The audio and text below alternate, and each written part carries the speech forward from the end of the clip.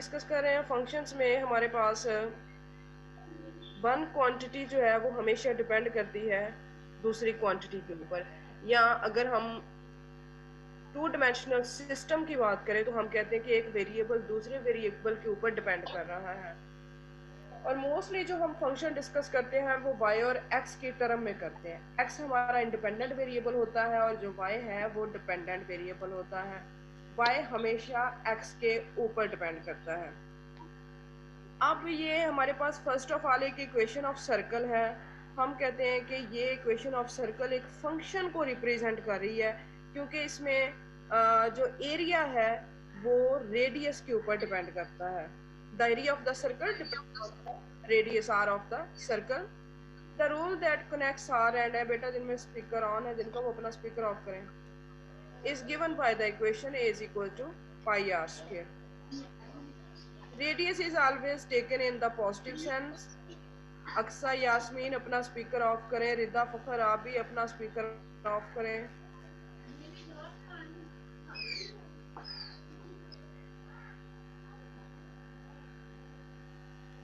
A is equal to pi r square, where r is the radius and a is the area of the circle. R is always taken in the positive sense. So if I taking the radius is 1, then area is represented as pi into 1 square. If I taking the radius equal to 2, then area is represented as equal to pi 2 square. जैसे जैसे radius change होगा हमारा area भी change होता जाएगा। इसी तरह अगर हम कहें कि रेडियस हमारा 3 है, 3 रेडियस पे आप एक सर्कल को ड्रा करते हो तो जो एरिया है वो पाई r 3 स्क्वायर आ जाएगा। सो मूव करते रहेंगे, अपनी इनपुट देते रहें तो आपके पास डिफरेंट आउटपुट आती जाएगी और हम कहेंगे कि हमारे पास जो एरिया है वो रेडियस के ऊपर डिपेंड करता है। मैम अब क्वेश्चन अराइजेस होता है कि व्हाट इज द जी जी यस एरिया हमेशा पॉजिटिव होता है। yes, taken in the positive sense because radius is always positive and the value of pi is always positive.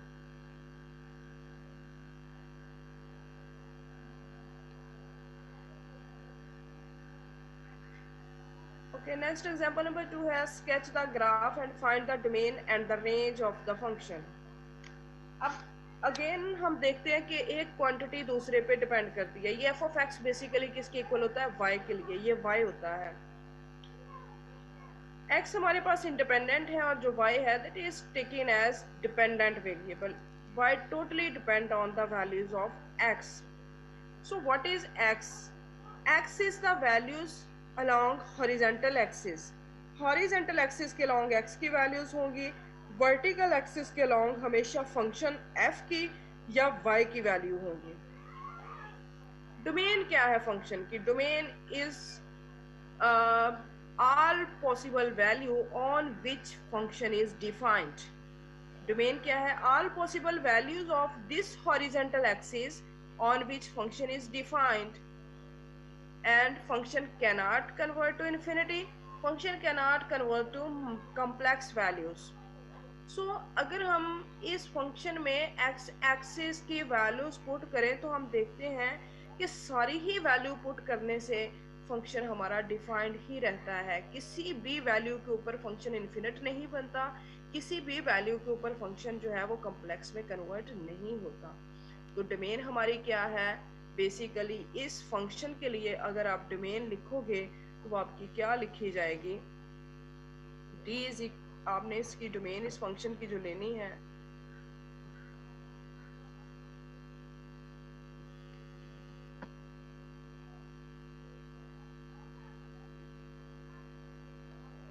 Domain को आपने रिप्रेजेंट करना। ये और फंक्शन है, आपने फंक्शन नहीं देखने, मैं सिर्फ डोमेन लिखने का तरीका बता रही हूँ कि डोमेन आपने उस फंक्शन की जो अभी हमने 2x - 1 फंक्शन डिस्कस किया उसकी डोमेन क्या होगी?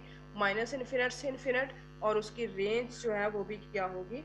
माइनस इन्फिनिट से इन्फिनिट होगी। ठीक है, क्योंकि हम ऑल पॉसिबल वैल्यूज जब पुट कर रहे हैं तो हर वैल्यू के ऊपर हमारा फंक्शन जो है वो डिफाइंड है।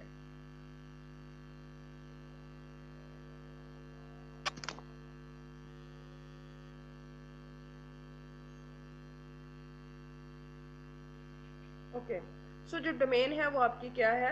माइनस इन्फिनिट से इन्फिनिट, और जो आपकी रेंज है वो भी माइनस इन्फिनिट से इन्फिनिट है, क्योंकि डोमेन में आप इनफाइनाइट मैनी पॉइंट्स पुट करते जाएं तो रेंज के इनफाइनाइट मैनी पॉइंट्स जो हैं वो आपके आते जाएंगे। ओके, सो इसलिए कि देखें अगर डोमेन के पॉइंट्स में हम 0 से 1 की तरफ जा रहे हैं तो हर पॉइंट शामिल हो रहा, हर पॉइंट पे फंक्शन डिफाइंड है। 0.5 पे आंसर यहाँ पे आ जाता है, 0.7 पे आंसर यहाँ आ रहा है, 0.8 पे आंसर यहाँ आ रहा है और 1 पे एग्जैक्ट आंसर यहाँ आ रहा है। हर पॉइंट पे आंसर मौजूद है आपका। तो हम जब ग्राफिकल स्केचिंग देंगे तो सारे पॉइंट्स यूज नहीं कर सकते, क्योंकि इनफाइनाइट मैनी पॉइंट्स हैं। इतने पॉइंट्स पे तो हम ग्राफ को स्केच नहीं कर सकते। हम सिर्फ 7 या 8 पॉइंट्स लेते हैं, उन पे अपनी ग्राफिकल रिप्रेजेंटेशन जो है वो देते हैं। और अगर ज़ीरो शामिल हो रहा है तो हम मोस्टली ज़ीरो से राइट साइड पे 3 या 4 पॉइंट्स लेते हैं और ज़ीरो से लेफ्ट साइड पे 3-4 पॉइंट्स जो है वो लेते हैं। यस नुमान इकबाल, आपका क्या क्वेश्चन है? मैम ये जो आपने अभी फंक्शन लिखा है y is equal to 2x minus 1, इसके अंदर x जो है इंडिपेंडेंट है और y डिपेंडेंट है। यस यस, मतलब कि x की वैल्यू चेंज करेंगे तो y की वैल्यू चेंज होगी। yes yes, y totally depend on x. When we change the value of x, the value of y should automatically change. Okay, so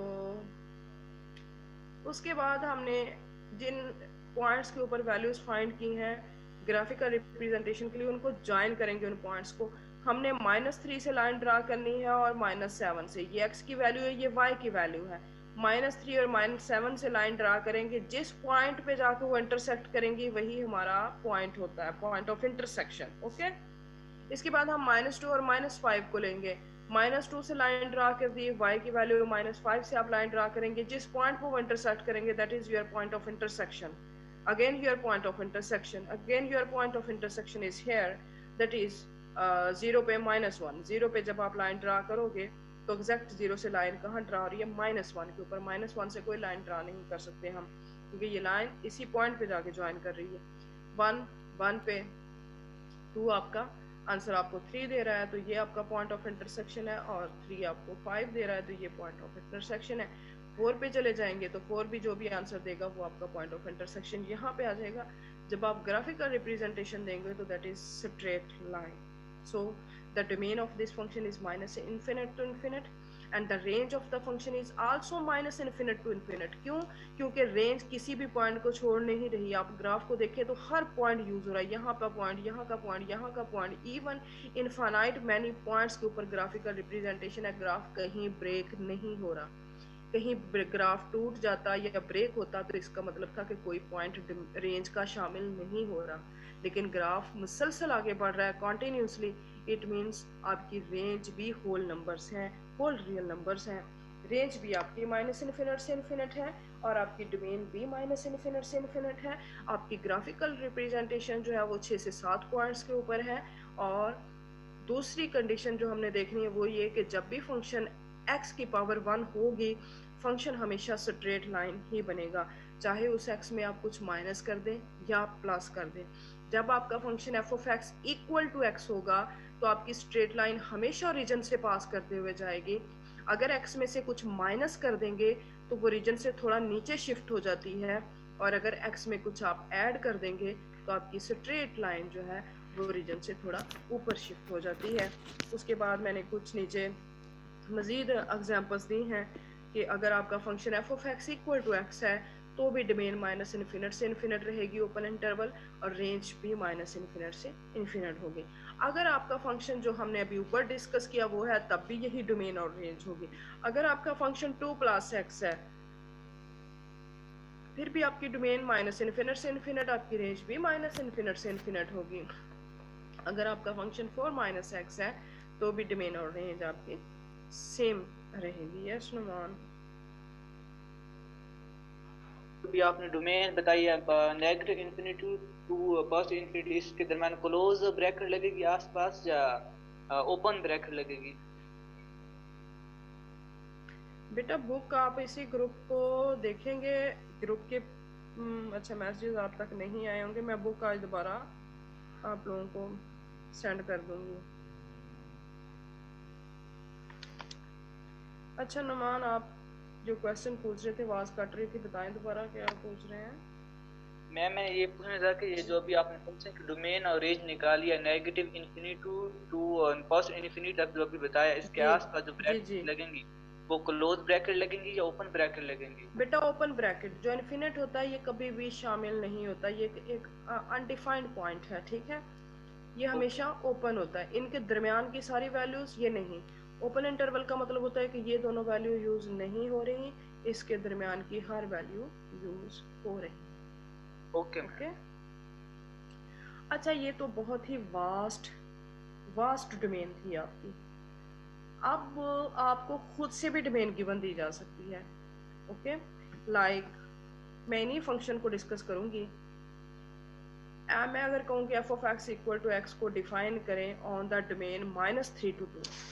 अब हमारी domain जो है वो सिर्फ -3 से 2 के दरमियान, -3 उस डोमेन में शामिल है, 2 शामिल नहीं है। तो फिर आपने डोमेन के सिर्फ ये पॉइंट -3, -2, -1, 0, 1 और 1 से लेके 1.9 तक के पॉइंट्स आप शामिल करेंगे, या 1.9999 तक के पॉइंट्स शामिल कर सकते हैं। वहां तक अपना ग्राफ स्केच करेंगे, 2 को शामिल नहीं करेंगे। 2 के तो ये जो फंक्शंस हैं इनकी डोमेन्स इतनी वास्ट होती हैं कि जैसे एक सेट को सब सेट्स में कन्वर्ट कर सकते हैं, इसी तरह हम अपनी डोमेन्स को सब डोमेन में भी कन्वर्ट कर सकते हैं। ओके, मैं आपको ये कह सकती हूँ कि आप f of x equal to x square को डिफाइन करें ऑन द डोमेन -4 to 4। जब -4 to 4 क्लोज इंटरवल है तो ये उसमें शामिल हैं दोनों पॉइंट्स। अगर इसी फंक्शन को आप -4 to 4 ओपन इंटरवल पे डिफाइन करेंगे तो ये दोनों पॉइंट्स शामिल नहीं हैं। तो बहुत वास्ट जो डोमेन्स होती हैं, जो माइनस इन्फिनिट से इन्फिनिट होती हैं, उनको हम अपनी सब डोमेन्स में भी कन्वर्ट कर सकते हैं, डिपेंड ऑन द चॉइस कि टीचर या ऑथर आपको किस तरह से एग्जांपल देता है कि किस स्पेसिफिक डोमेन के दरमियान आपने अपना फंक्शन जो है वो फाइंड आउट करना है। ओके, सो जो स्टूडेंट्स आज फर्स्ट टाइम नोट कर रहे हैं क्लास, उनके लिए सिर्फ मैं ये रिपीट कर रही हूँ कि अगर x की पावर 1 होगी तो उसमें फंक्शन हमेशा आपके पास स्ट्रेट लाइन होगी, चाहे उस x में कुछ माइनस करें या आप प्लस करें, आपका ग्राफ हमेशा आपको एक स्ट्रेट लाइन देगा। ओके, उसके बाद अगर हम नेक्स्ट फंक्शन की बात करें, f of x equal to x square, तो इस फंक्शन की डोमेन अभी मैंने नीचे डिस्कस की थी कि इसकी डोमेन आपके पास क्या है, माइनस इन्फिनिट से इन्फिनिट है, और इसकी रेंज जो है वो 0 से इन्फिनिट है। Domain of this function is minus infinite to infinite and the range of this function is 0 to infinite। 0 शामिल है, क्लोज इंटरवल है, और ये आपका ओपन इंटरवल है।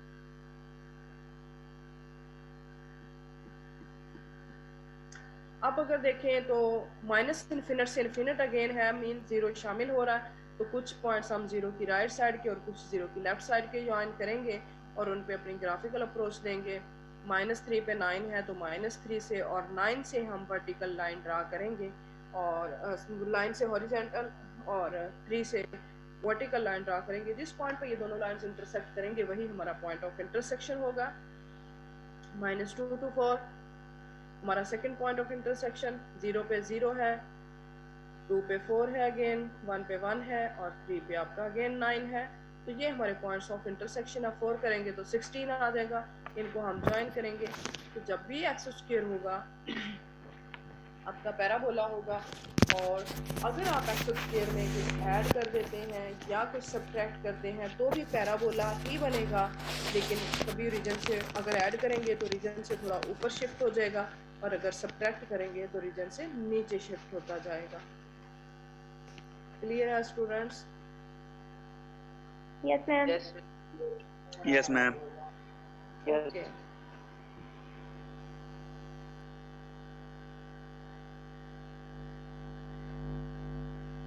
उसके बाद हमारे पास नेक्स्ट एग्जांपल नंबर 6 है, find the domain of each function. हर फंक्शन की जो डोमेन है वो बताएं। F of x equal to x plus 2 इसके रूट। सो अगर आपने इस फंक्शन की डोमेन बतानी है तो डोमेन क्या है, all possible values on which function is defined. All possible values ma'am on आपकी विच, आवाज नहीं आ रही। बिल्कुल भी नहीं आ रही। आ रही आ है रही है मैम। मैम आ रही है। बेटा फिर आप अपना देखिए, आपका कोई इशू ना हो साइड कनेक्ट का। अच्छा जी, f of x equal to x plus 2 square root। So domain हमारे पास क्या है? All possible values on which function is defined. तो डिफाइंड होने के लिए क्या है? स्क्वायर रूट में या ज़ीरो हो सकता है या पॉजिटिव आंसर हो सकते हैं। जैसे ही ये नेगेटिव की तरफ जाएगी तो कॉम्प्लेक्स में कन्वर्ट हो जाएगी। अच्छा, जब ही इन्फिनिट का कॉन्सेप्ट देंगे, इन्फिनिट मोस्टली उन फंक्शंस में आएगा जो फंक्शन रैशनल फॉर्म में होते हैं, ठीक है, पी बाय क्यू फॉर्म में होते हैं, वहाँ मोस्टली इन्फिनिट का कॉन्सेप्ट आता है हमारा। अब यहाँ पर देखें तो कॉम्प्लेक्स में कन्वर्ट हो रहा है हमारा। इन्फिनिट का कॉन्सेप्ट तभी आ सकता है जब इन्फिनिट पुट करें हम। तो कॉम्प्लेक्स एलिमेंट्स हमारे नहीं होने चाहिए, सिर्फ पॉजिटिव एलिमेंट्स होने चाहिए, वो एलिमेंट्स होने चाहिए जिन पे फंक्शन डिफाइंड है। तो ये तब ही पॉसिबल है जब डोमेन हमारी क्या होगी? x plus two is greater than equal to 0, और we can say that x is greater than equal to -2। So जब -2 पुट करेंगे तो आंसर 0 है। जब -1 पुट करेंगे, x ग्रेटर देन है ना -2 से, तो -2 के बाद क्या आएगा? -1।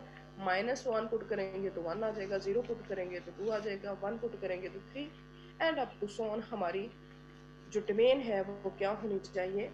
-2 हो सकती है या उससे ग्रेटर पॉइंट हो सकते हैं। -2 से स्मॉल पॉइंट्स पुट करेंगे तो ये इन्फिनिट हो जाएगी, कॉम्प्लेक्स हो जाएगी। That is if we put -3 then -3 plus 2 -1, और -1 स्क्वायर रूट आपका एक कॉम्प्लेक्स वैल्यू है, हम उसको डिस्कस यहाँ पे नहीं कर रहे हैं। मैम आपकी आवाज़ कट रही है। So domain is -2 to infinite. बेटा आप अगर बात कर रही है तो इसमें थोड़ा सा मेरा कसूर नहीं है, ये इंटरनेट इशू हो सकता है। मैं कोशिश करूँगी कि आवाज़ आती रहे आप लोगों तक। ज़्यादा कट रही है? नो मैम, ठीक आ रही है। मैम बिल्कुल क्लियर आ रही है आपकी आवाज़। बेटा बस ये किसी की तरफ, किसी के भी वजह से इंटरनेट इशू हो सकता है, मेरा भी हो सकता है। बहरहाल अगर कहीं आपको समझ ना आए तो आप दोबारा पूछ लीजिएगा, कोई इशू नहीं है। ओके, सो डोमेन हमारे पास जो है वो -2 से इन्फिनिट है। और रेंज क्या होगी? अब देखें, जब रेंज हमारे पास है, हम यहाँ पे -2 पुट करते हैं तो ये 0 हो जाता है, -1 पुट करते हैं तो ये 1 हो जाता है। तो 0 से लेके इन्फिनिट की तरफ हमारी 0, यहाँ पे क्लोज इंटरवल बनेगा रेंज के लिए, 0 से इन्फिनिट हमारी इसकी रेंज है इस क्वेश्चन की। उसके बाद डोमेन हमने जो फंक्शंस की स्केच करनी थी, तो क्वेश्चन नंबर 6 की एक सेकंड पार्ट भी है, उसको भी हम डिस्कस कर लेते हैं बुक का।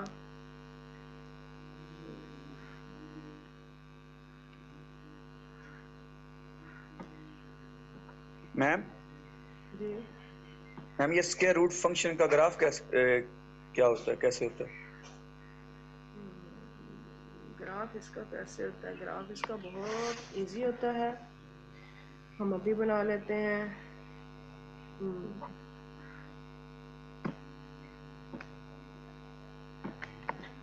Okay, square root x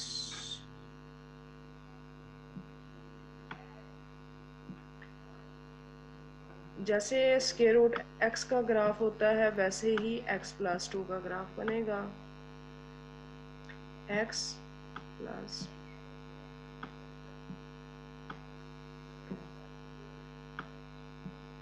okay, x domain हमारी क्या थी? -2 से इन्फिनिट। तो -2, -1, 0, 1 और 2। इस पे ज़रा अपनी बुक पे आंसर फाइंड करें क्या आ रहे हैं। -2 पुट करेंगे तो 0 आ रहा है, -1 पुट करेंगे तो 1 आ रहा है, 0 पुट करेंगे तो स्क्वायर रूट 2 आ रहा है। वो मेरा ख्याल है 1.7 समथिंग होता है, चेक करें ज़रा, यही होता है। 1 पुट करें तो 3 आता है, 3 का स्क्वायर रूट क्या होता है? ये भी ज़रा एग्जैक्ट आंसर निकालें आप लोग, और 4 का 2 आ जाएगा। ओके, अब हमने इसका ग्राफ ड्रा करना है। ओके, तो ये हमारा है माइनस -2 वन पुट करेंगे, जी। जब माइनस वन पुट करेंगे तो उसके 1 आंसर आएगा। -1 पुट करेंगे तो स्क्वायर रूट 1 पुट आ रहा है। स्क्वायर रूट 1 आपका क्या होता है जी? स्क्वायर रूट 1 तो 1 ही होता है। 1 ही होता है ना जी। मैं ओके 0 पुट जी आपने क्या लिखा है? 0 पुट करने से क्या लिखा हुआ है आपने रेंज में? जी 1.7 1.73 something 1.73 something okay ma'am, 1.73 something आगे वैल्यू आपकी कुछ भी, ठीक है। अब -2 पे 0 है तो पहला पॉइंट कहाँ पे है? एक लाइन हमने 0 से स्ट्रेट लेके जानी है, -2 से लेके जानी है, तो यही पॉइंट ऑफ इंटरसेक्शन है आपका पहला। ओके, -1 पे आंसर आपका क्या है? 1 है 1 है ना, ये 1। मैम। तो ये दूसरा पॉइंट ऑफ इंटरसेक्शन। ओके, 0 पे आंसर आपका 1.7 समथिंग है, तो ये तीसरा पॉइंट ऑफ इंटरसेक्शन। 1 पे क्या आ रहा है जी आंसर आपका? 3 स्क्वायर रूट क्या दे रहा है, जरा बताएंगे मुझे आप लोग। स्क्वायर रूट 3 आपको क्या आंसर दे रहा है? 1.73। 1.93। मैम 1.73 जो है वो स्क्वायर रूट 3 दे रहा है और 1.4 दे रहा है स्क्वायर रूट 2। अच्छा, ये इससे थोड़ा 1.7 से आगे जा रहा है ना, बस मेरी अंडरस्टैंडिंग मुझे समझ नहीं आई आपने क्या बताया। 1.9 शायद, और 2 पे ये आपको एग्जैक्ट 2 दे रहा है, ऐसा ही है। ये हमारा सॉरी ये पॉइंट, ठीक है। तो अब आप जब ग्राफ बनाएंगे तो ये ग्राफ आपका किस तरह से बनता जाएगा, क्लियर है? इस तरह की Yes, ma'am. लाइन होगी। अगर ये सिर्फ स्क्वायर रूट x होता, इसमें कुछ भी ऐड या सब्ट्रैक्ट ना होता, तो ये ग्राफ यहाँ से स्टार्ट होके इस तरह बनता। जब भी स्क्वायर रूट के ग्राफ बनेंगे तो ये भी अपनी अंडरस्टैंडिंग में रखें कि वो इसी फॉर्म में जाएंगे आपको, ठीक है। मैम स्ट्रेट होंगे या कर्व टाइप होंगे वो? Curve type, curve not straight, curved. Okay ma'am. Curve type.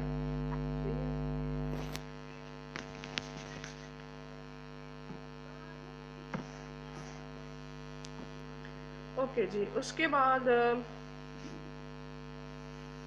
Example number 3 रहती है मेरा ख्याल हमारी, है ना? Yes ma'am. ओके, इसको भी डिस्कस करते हैं।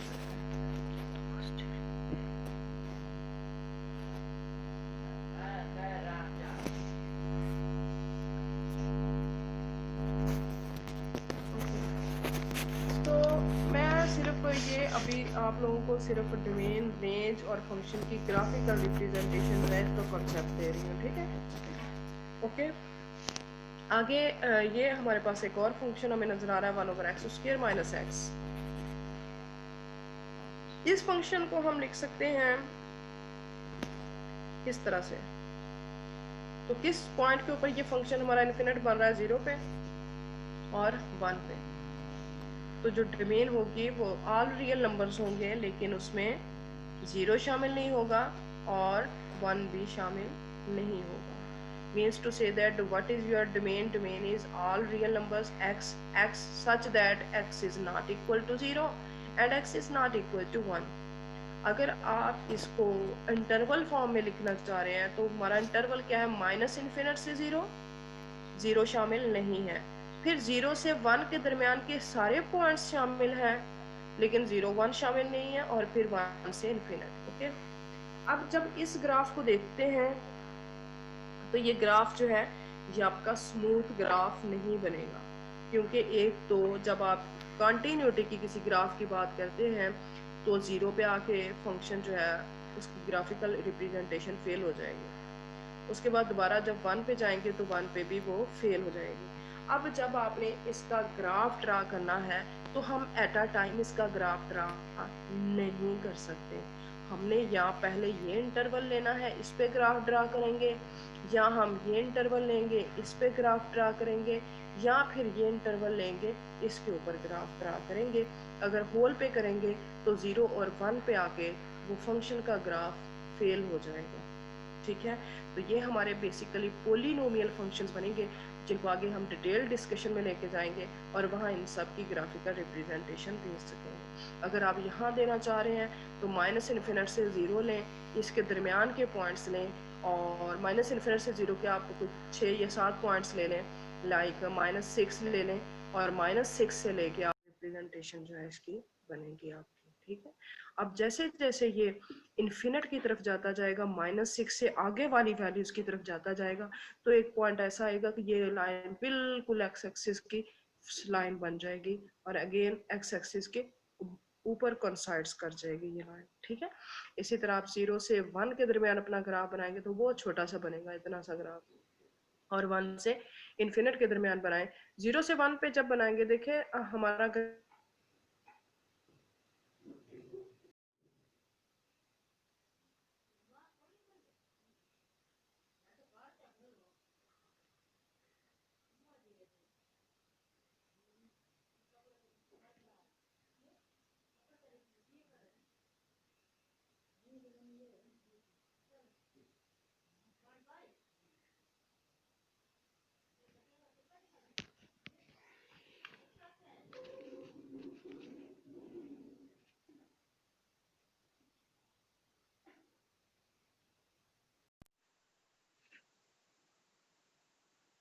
ब्रेक का मतलब होता है कि फंक्शन की कंटिन्यूटी फेल हो जाती है, फंक्शन टूट जाता है जिसको हम फंक्शन ऐसे ऐसे ऐसे ऐसे ऐसे ड्राइव करते हैं, ऐसा हो जाता है कि ऐसे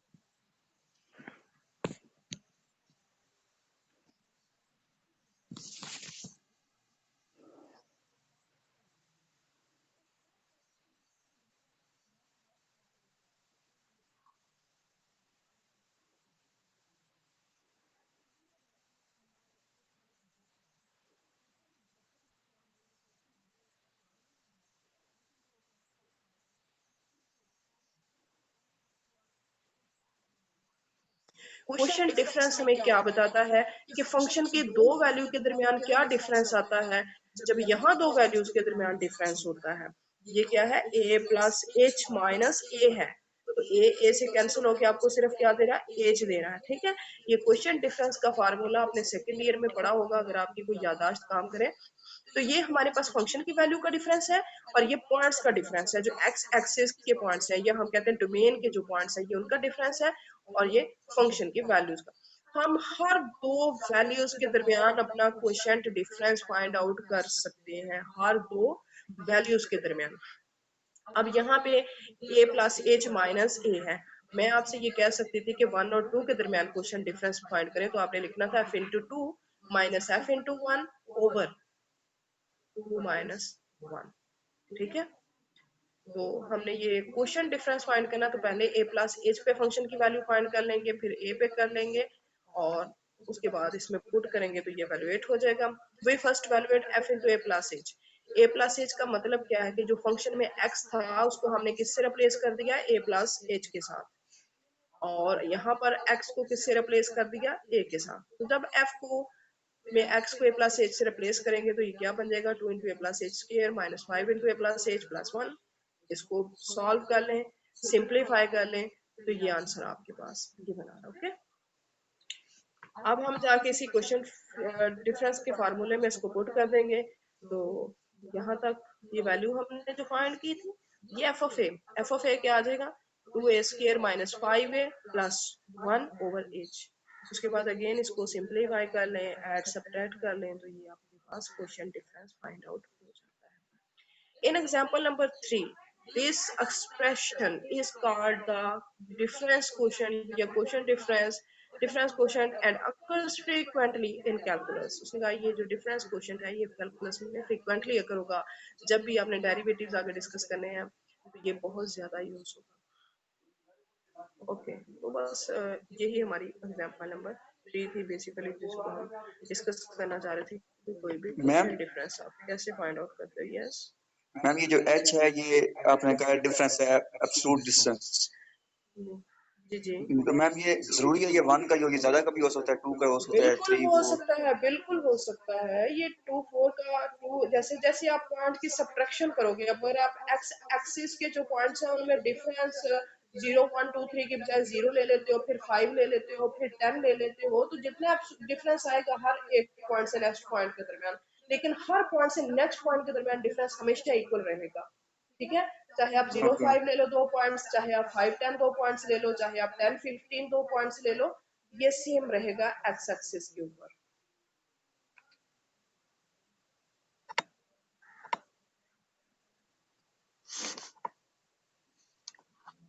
अच्छा जी, नेक्स्ट हमारे पास है वर्टिकल लाइन टेस्ट। कुछ ग्राफ्स की आपको अंडरस्टैंडिंग अगर हो गई है 3 4 की, तो अब हम अपने एक वर्टिकल लाइन टेस्ट को डिस्कस कर सकते हैं। अच्छा जी, ग्राफ जो होते हैं ये आपने देखा कि बेसिकली कर्व्स होती हैं। इक्वेशन ऑफ सर्कल जो है ये भी एक कर्व होती है, गोल गोल आपकी आवाज सर्कल। नहीं आ रही। जी, आवाज नहीं आ रही या समझ नहीं आ रही? हेलो मैम ये जो आ आपने रही है। अभी एग्जाम्पल 3 करवाई है उसमें जो हमारे पास है एफ का फंक्शन ए, वो क्या चीज होगी? जैसे आपने हमें बताया ना कि एफ ए प्लस एच को हमने मतलब ये मैंने किसी भी पॉइंट की वैल्यू रख दी है। अगर पॉइंट 1 है तो मैं उसको ए कह देती हूँ। ठीक है, अगर 1 है तो मैं कहती हूँ कि 1 पे फाइंड, हम कहते हैं ना कि 1 के ऊपर वैल्यू फाइंड करो, तो मैं कह देती हूँ ए के ऊपर वैल्यू फाइंड करो। उसको मैं आर्बिट्रेरी कर देती हूँ, मैं फिक्स नहीं करती कि ये 1 ही है, मैं आर्बिट्रेरी कह के उसका नाम ए रख देती हूँ। ए और ए प्लस एच आपको बता रहा है कि कोई भी दो आर्बिट्रेरी पॉइंट्स आप ले सकते हैं। आर्बिट्रेरी का मतलब होता है कि पूरे इंटरवल में से कोई भी रैंडमली आप दो पॉइंट सेलेक्ट कर सकते हैं, चाहे आप 2 3 ले लें या 4 5 ले लें या 9 8 ले लें। ठीक है, अब ए जो है अगर 9 8 लेते हैं, 8 9 लेते हैं, तो ए 8 को रिप्रेजेंट करेगा और जो 9 है वो ए प्लस एच को रिप्रेजेंट करेगा। ठीक है, ए जो होता है बेसिकली जब एक वेरिएबल हम एक्स की बात करते हैं तो एक्स क्या होता है, 1 हो सकता है, 2 हो सकता है, 3 हो सकता है, 4 हो सकता है ना। हम बजाय इसके कि ये कहेंगे 1 2 3 4 हो सकता है, हम कहते हैं कि एक वेरिएबल एक्स है। ठीक है, इसी तरह बजाय इसके कि इस एग्जांपल में हम कहते हैं ये 1 है, ये 2 है, ये 3 है, ये 4 पॉइंट है, हमने एक आर्बिट्रेरी पॉइंट ए चूज कर लिया। हम कहते हैं कि अगर एक पॉइंट ये आर्बिट्रेरी पॉइंट है तो उससे नेक्स्ट पॉइंट जो है वो हमारा ए प्लस एच है, जिसके अंदर एच डिफरेंस ऐड हो चुका है हमारा।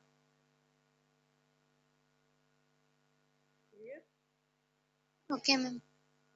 वो ए आप 1 भी रख सकते हैं, वो ए आप 2 भी ले सकते हो, क्योंकि ए जो है ये एक पैरामीटर के तौर पर यूज होता है, इसकी वैल्यू चेंज हो सकती है आपके पास।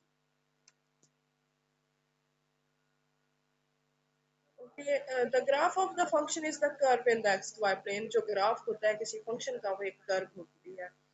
जैसा कि एग्जांपल एक फर्स्ट में हमने एरिया ऑफ सर्कल डिस्कस किया, तो जो इक्वेशन ऑफ सर्कल में सर्कल बनता है वो बेसिकली एक कर्व होती है, जिसको हम सिंपल क्लोज्ड कर्व कहते हैं।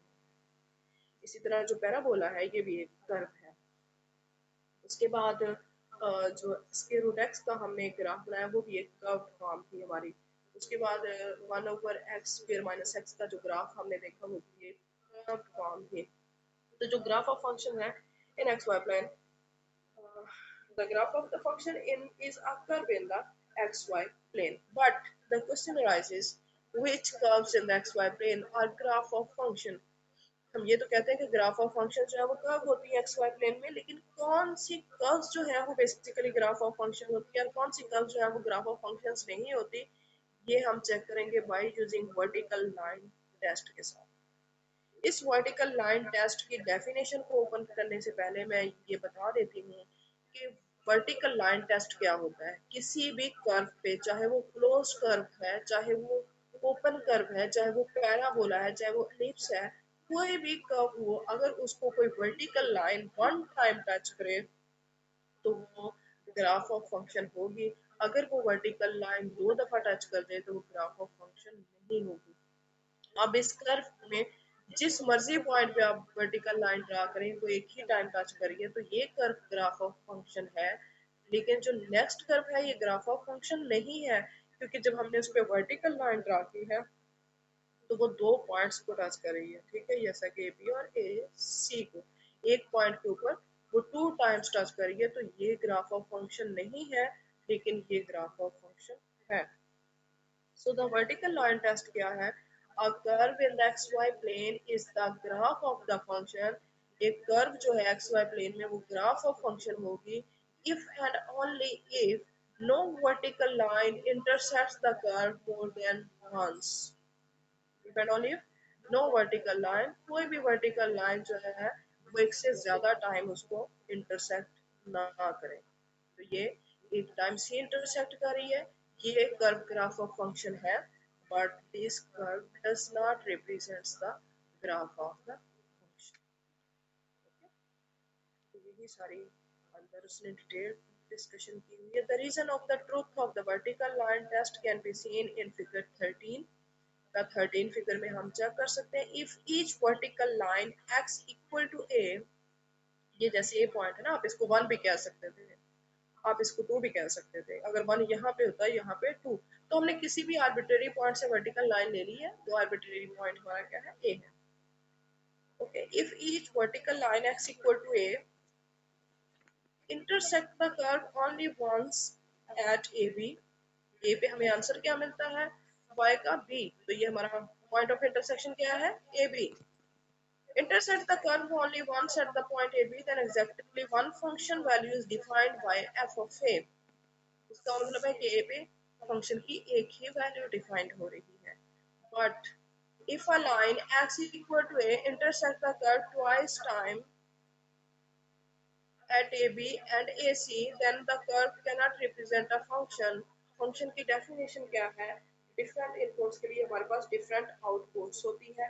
एक पॉइंट 2 आउटपुट को जो है नहीं कर सकता, अगर करेगा तो फंक्शन की डेफिनेशन ही फेल हो जाती है। ओके, तो यहाँ पे यस मैम ये वर्टिकल लाइन एक्स एक्सिस नीचे भी आ सकती है। ये एक्स एक्सिस की लाइन को नहीं देखना, आपने कर्व देखनी है। फंक्शन का ग्राफ तो बेसिकली ये है ना। अच्छा मैम, अगर हाइपरबोला हो लेफ्ट साइड पर, तो फिर वो वर्टिकल लाइन ऊपर से ड्रा करे तो फिर वो तो 2 टाइम टच करेगा, तो वो फिर पूरा ग्राफ ऑफ फंक्शन नहीं होगा, उसको हम कन्वर्ट करते हैं above the axis below the axis, जैसा कि दिस ये पैराबोला भी अगर आप Yes. लेते हैं तो ये ग्राफ ऑफ फंक्शन नहीं है, but these are the graph of functions. फिर हम उसको अबव द एक्सिस और बिलो द एक्सिस कन्वर्ट कर देते हैं, ठीक है। इट मींस कि किसी एक पॉइंट के करस्पॉन्डिंग हमारे पास फंक्शन की एक ही वैल्यू होनी चाहिए, एक से ज्यादा वैल्यू। ए आप देखें यहाँ पे ए पॉइंट पे दो वैल्यूज मिल रही हैं, बी भी और सी भी, तो ये ग्राफ ऑफ फंक्शन कभी भी नहीं होगा। फॉर एग्जाम्पल द पैराबोला, उसने अब एक पैराबोला डिस्कस किया है, that is this x equal to y square minus 2 shown in figure 14 is not the graph of the function। ये पैराबोला जो है उसने कहा ग्राफ ऑफ फंक्शन नहीं है, because if we draw vertical line, this vertical line touch the 2 points of the graph, so this is not the graph of the function, but we can say that this is the curve। So the parabola is not the graph of the function of x, because as you can see there are vertical lines that intersect the parabola twice। ऐसी vertical lines हैं जहां पर मर्जी ले वो twice time उसको intersect कर रही है।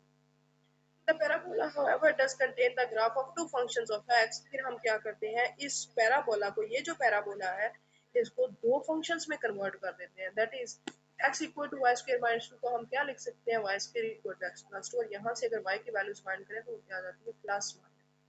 अब x प्लस 2 का आपने ग्राफ ड्रा किया था अभी थोड़ी देर पहले, x प्लस 1 का किया प्लस 2, तो ये अबव द एक्सिस इस तरह से जा रही है। फिर जब माइनस आ जाएगा साथ तो बिलो द एक्सिस हो जाएगी।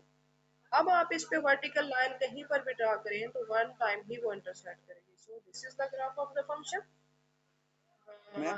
This curve is the graph of the function, but this curve is not the graph of the function. Ma'am ये फंक्शन तो फिर ब्रेक हो जाएगा, ये फंक्शन ब्रेक हो जाएगा ना यार, जब दो में कन्वर्ट करेंगे, एक ऊपर एक नीचे, तो ये फंक्शन ब्रेक हो जाएगा। ये देख, this is the graph of the function, this is the graph of the function. ये हमारे फंक्शंस की रियलिटी को रिप्रेजेंट कर रहे हैं, ये कर्व फंक्शन को रिप्रेजेंट नहीं करती, ये फंक्शन के ग्राफ को रिप्रेजेंट नहीं करती आपके पास।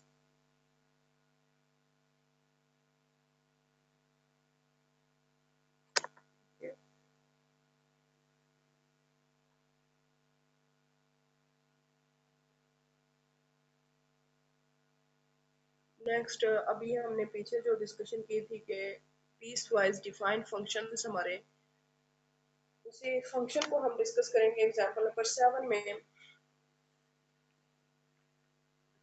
So a function f defined by f of x equal to 1 minus x if x is less than equal to minus 1 and x square f is x is greater than minus 1।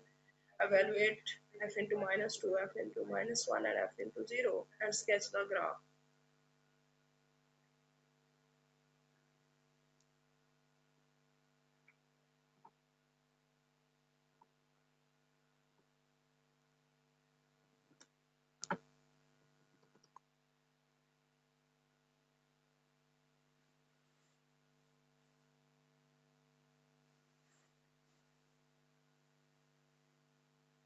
अच्छा जी, हमने -2 -1 और f into 0 को valuate करना है, और हमें piece wise defined function में condition given दे रही है कि जब x जो है वो -1 या उससे लेस वैल्यू होगा तो आपने ये फंक्शन यूज करना है, और x ग्रेटर देन -1 है तो फिर हमने ये फंक्शन यूज करना है। अब यहाँ पे देख सकते हैं कि आपका जो ग्राफ है वो पीसेस में डिवाइड हो चुका है, ये पीस है और दूसरा पीस यहाँ से स्टार्ट होके आगे जा रहा है। सो जब भी आपकी ग्राफिकल रिप्रेजेंटेशन में ब्रेक आ जाए तो वो पीस वाइज डिफाइंड फंक्शंस होंगे आपके। A function f is defined by in this way, evaluate करना है f into -2 को, -2 को आप evaluate करेंगे तो -2 पॉइंट कहाँ है, यहाँ मौजूद है x लेस है ना -1 से, तो -1 -2 ये 3 आंसर दे रहा है। -1 को जब आप evaluate करेंगे तो भी आपने यही फंक्शन यूज करना है 1 - x, और अगर आप 0 वैल्यूएट करेंगे तो 0 कहाँ पे है, इस जगह पे, क्योंकि x ग्रेटर देन है -1 से, मींस x क्या है आपका 0 है, 1 है, 2 है, इन्फिनिट की तरफ जा रहा है, तो 0 पे 0 है। अब चूंकि ग्राफिकल रिप्रेजेंटेशन लेनी थी तो मैंने मजीद कुछ थोड़े से पॉइंट्स पे और भी वैल्यूज फाइंड किए, 1 पे, 2 पे, 3 पे। ओके, आप अगर इसको लहदा आप देखें तो आपने ये ग्राफ पहले ड्रा किए हैं, ये 1 - x स्ट्रेट लाइन होती है और ये पैराबोला होता है, ठीक है। जब हमने -2 और -1 के ऊपर एवेल्युएट किया, -2 पे आंसर हमें क्या मिल रहा था 3, -1 पे आंसर क्या मिला 2, तो हमने इस पॉइंट को ज्वाइन किया तो ये एक स्ट्रेट लाइन बन रही है। और यहाँ पे मैंने इसको फिल कर दिया, इसका मतलब है कि यहाँ वैल्यूज फाइंड आउट है। -2 पे मुझे गिवन वैल्यू मिल रही है 3 और -1 पे मेरे पास गिवन वैल्यू 2 है, तो मैंने ये जो अपने डॉट्स हैं जहाँ पे लाइंस इंटरसेक्ट करती हैं इनको फिल कर दिया है। ऐसा ही है। अब मैं आती हूँ दूसरे ग्राफ की तरफ जो एक्स स्क्वायर है और एक्स हमारा क्या है, ग्रेटर देन है -1 पे। अब देखें तो जब हमने इस फंक्शन का ग्राफ ड्रा करना है तो -1 के ऊपर फंक्शन डिफाइंड नहीं है। -1 पे फंक्शन डिफाइंड, नो डाउट कि हम -1 पे वैल्यू फाइंड आउट कर सकते हैं। अगर -1 पुट करेंगे तो आंसर क्या आना चाहिए 1, लेकिन फंक्शन उसने कहा कि जो ग्राफ ड्रा करना है वो ग्रेटर देन -1 वैल्यूज लेनी है।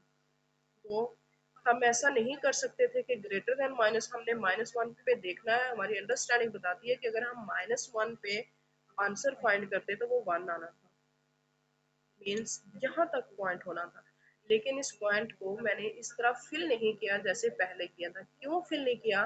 क्योंकि -1 के ऊपर वैल्यू फाइंड आउट नहीं हो रही। तो जब भी किसी पॉइंट के ऊपर वैल्यू फाइंड ना हो रही हो तो आपने वहां होल बनाना होता है, उसको फिल नहीं करना। फिल हम हमेशा तब करते हैं जब एग्जैक्ट उस पॉइंट के ऊपर हमारी वैल्यू जो है वो फाइंड आउट हो रही हो। अब -1 से आगे सारी वैल्यूज के लिए फंक्शन डिफाइंड था, हम फिल कर सकते थे। हम यहाँ पे भी अपना फिल कर सकते थे, 0.5 पे जो वैल्यू आती है उसको भी आप फिल कर सकते थे, 1 पे भी, आगे भी। सो हमारा नेक्स्ट जो ग्राफ है वो इस तरह से मूव कर रहा है, लेकिन एग्जैक्ट -1 के ऊपर उसमें होल है। वो हमें बता रहा है कि -1 पे हमारी वैल्यू फाइंड आउट नहीं हुई इस फंक्शन के लिए। क्लियर है स्टूडेंट्स? Yes students. मैम ये दोबारा बता दें होल वाला। बेटा जब भी किसी फंक्शन की वैल्यू किसी पॉइंट के ऊपर डिफाइंड ना हो तो आपने वहां होल बना देना, लाइक दैट। अगर मैं ये कह दूं कि आप ये जो पैराबोला है इसकी डोमेन सारे पॉइंट्स ले लो, लेकिन मैं खुद से आपको कह दूं कि आपने इसमें 1 नहीं लेना। 1 के ऊपर मैं ये कहूँ कि मैं आपको वैल्यू नहीं देना चाह रही, या 1 के ऊपर आपने फंक्शन को डिफाइंड नहीं करना, तो फिर जो 1 पे आंसर 1 आया है उसको आपने फिल नहीं करना होता, उसको आपने होल के साथ रिप्रेजेंट करना है। ठीक है, लाइक दिस। इसकी मैं एक और छोटी सी एग्जांपल आपको इस तरह देती हूँ कि मैंने ये अभी ग्राफ बनाया एक, ये वाला, ठीक है, -∞ से 0 पे। ठीक है, अब मैं कहूँ कि अगर 0 पे कोई आंसर फाइंड भी हो जाता तो वो चूंकि डिफाइंड ही फॉर्म नहीं थी तो वहां आपने उसको होल रखना था, फिल नहीं करना था, होल के साथ आगे मूव करना। तो जहां पर भी होल आ जाए मीन उसका मतलब ये होता है कि इस पॉइंट के ऊपर फंक्शन की वैल्यू फाइंड आउट नहीं है। अब अगर आप लेते हो 1/x आपका ग्राफ होता है, लाइक मैं एक छोटी सी और एग्जांपल आपको दे देती हूँ। अगर आपका फंक्शन ये है this y is equal to this, अब ये फंक्शन किस पे डिफाइंड नहीं है? 0 पे। ठीक है, ये फंक्शन किस पे डिफाइंड नहीं है? 0 पे। जो भी इसका ग्राफ बने, लाइक इसका ग्राफ, या अगर ये फंक्शन है इसका ग्राफ कुछ इस तरह से बन रहा हो, इस तरह से बन रहा हो, कैसे भी बन रहा हो, तो अगर ये 0 पे डिफाइंड नहीं है तो 0 पे लाके आपने होल डाल देना है। इस पॉइंट के ऊपर फंक्शन डिफाइंड नहीं था, यहाँ पे ब्रेक हो गया, इसके आगे पीछे सारी वैल्यूज के ऊपर फंक्शन आपका डिफाइंड है। क्लियर है? जी मैम। Okay ma'am. ये डिफरेंट सिचुएशन डिफरेंट है, आपके एग्जांपल्स के अंदर डिस्कस होंगे, हम स्टेप बाय स्टेप इसको डिस्कस। तो ये होल का मतलब होता है कि ये पॉइंट के ऊपर इटसेल्फ वैल्यू शामिल है। हाँ, ये पॉइंट फिल हो जाना था अगर यहाँ पे x को लिख दिया जाता कि x is greater than equal to -1। सो ये एक बहुत ही इंटरेस्टिंग या एक बहुत ही इम्पोर्टेंट पॉइंट है कि सपोज मैं आपको क्वेश्चन देती हूँ तो मैं यहाँ इक्वलिटी डाल देती हूँ, अगर इक्वालिटी में डाल देती हूँ इट मीन्स फिर जो ग्राफ बनेगा उसमें ये होल फिल हो जाएगा। Clear? Yes ma'am. Yes ma'am.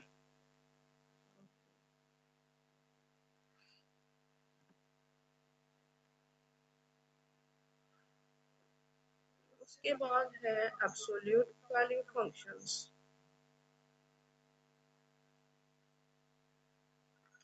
One over x वाला ग्राफ मैंने सिर्फ आपको अंडरस्टैंड किया, ये बेसिकली एब्सोल्यूट वैल्यू का ग्राफ है। एब्सोल्यूट वैल्यू क्या है?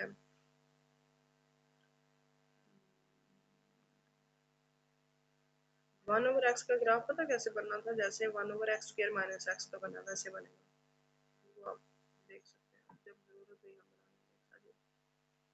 The next example of a piecewise defined function is the absolute value function. Recall that absolute value of a number a denoted by capital A. जो absolute value function होता है उसको हम किस तरह से represent करते हैं, ये उसकी notation है absolute value। अब ये जो है ये x भी हो सकता है। Is the distance from a to 0? ये हमारे पास basically distance है किसी पॉइंट से 0 पे। On the real number line, distances are always positive or zero. Distance क्या होते हैं? हमेशा positive होते हैं या zero हो सकता है हमारा distance। Absolute distance की हम बात कर रहे हैं ना। So we have absolute distance is always greater than equal to 0 for every number a. For example, अगर जो distance है ये हर real numbers के लिए आपके पास या 0 होगा या 0 से ग्रेटर होगा। तो 3 के लिए ये आपके पास 3 है, -3 के लिए भी ये 3 है, 0 के लिए 0 है, इसके लिए भी ये है, इसके लिए पाई -3 हो गया। तो ये इसके लिए पाई -3 क्यों हुआ है? 3 माइनस पाई के लिए वैल्यू ज्यादा है 3 से। पाई की वैल्यू बड़ी है। बड़ी है। पाई की वैल्यू अगर बड़ी भी है, ये भी दूसरी कॉमन सेंस आपकी ये भी है कि आप यहाँ से माइनस को कॉमन लें तो ये क्या आ जाएगा माइनस इंटू पाई -3। और अगेन इस फार्मूले के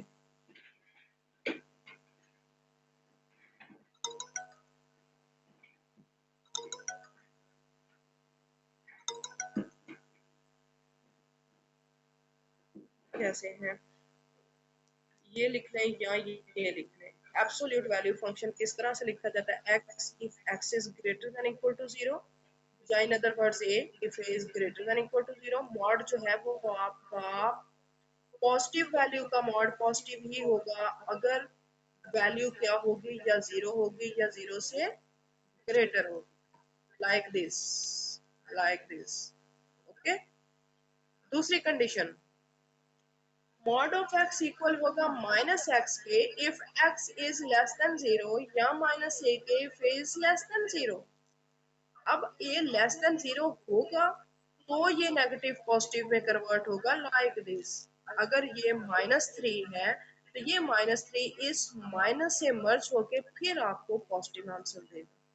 सो किसी भी मॉड x की जो रिप्रेजेंटेशन है वो x होती है अगर x greater than equal to 0 हो, -x होती है if x is less than 0। क्योंकि अगर x लेस देन 0 होगा तो नेगेटिव होगा, वो नेगेटिव के साथ मिलके फिर आपको एक पॉजिटिव आंसर देती है। तो किसी भी मॉड की जो रिप्रेजेंटेशन होती है वो हमेशा इसी तरह से होती है। अब आप इस पे ग्राफ ड्रा कर सकते हैं। हमने एग्जांपल नंबर 1 में पढ़ा था कि जब भी फंक्शन लीनियर होगा f of x equal to x होगा तो वो स्ट्रेट लाइन बनेगी। ये f of x equal to x के लिए जब x को 0 पुट करें या 1 पुट करें या 2 पुट करें या 3 पुट करें तो ये आपका ये ग्राफ जो है वो बन रहा है 0 और 0 से अबव वैल्यू के लिए। जब आप नेगेटिव वैल्यूज पुट करेंगे तो जब नेगेटिव वैल्यूज इसमें पुट होंगी तो अगेन इसको क्या कर देंगी पॉजिटिव कर देंगी। मीन जब x की आप नेगेटिव वैल्यूज ले रहे हो फिर भी y पॉजिटिव ही आ रहा है, मॉड पॉजिटिव ही आ रहा है। तो दूसरी स्ट्रेट लाइन आपकी इस फॉर्म में जा रही है that is the graph of absolute value function x। Okay जी। एट वाली मेरे पास हमेशा पॉजिटिव ही आएगी। यस पॉजिटिव नेगेटिव वैल्यूज भी आपको पॉजिटिव ही आंसर देंगे। क्लियर है स्टूडेंट्स? आज आपका काम यही तक है, यहाँ तक कोई और क्वेश्चन है किसी भी स्टूडेंट का तो पूछ ले। आगे जो है वो थोड़ा चेंज आ गई है, उसके लिए थोड़ा टाइम रिक्वायर्ड है कि पहले तो हम डोमेन रेंज लेके ग्राफ बनाते थे, नेक्स्ट ग्राफ दिया हुआ है और आपने देखना है कि ये ग्राफ किस फंक्शन के लिए दिया हुआ है, तो ये थोड़ा टाइम टेकिंग है। नेक्स्ट एग्जांपल में क्लास में जी एग्जांपल नंबर 8 समझा दें थोड़ी सी, अभी वाली जो मॉड वाली। ये मॉड है, ठीक है। ये दो फॉर्म में ओपन होता है हमेशा। x अगर x ग्रेटर देन 0 होगा, माइनस है, ये समझ लें कि एक फार्मूला है, ये एक फार्मूला है जिसको आपने याद रखना है कि ये x है तो x ग्रेटर देन 0 है। हम कहते हैं ना कि मॉड तो हमेशा पॉजिटिव होता है, तो मॉड हमेशा पॉजिटिव कैसे आता है ये हम देखते हैं। अगर तो पॉजिटिव वैल्यू है तो वो पॉजिटिव ही है, फिर तो कोई मसला ही नहीं है। अगर नेगेटिव मॉड ने पॉजिटिव होना है तो वो कब होगा, अगर x लेस देन 0 होगा। देखें ना, अगर x ग्रेटर देन 0 होगा तो फिर तो ये मॉड नेगेटिव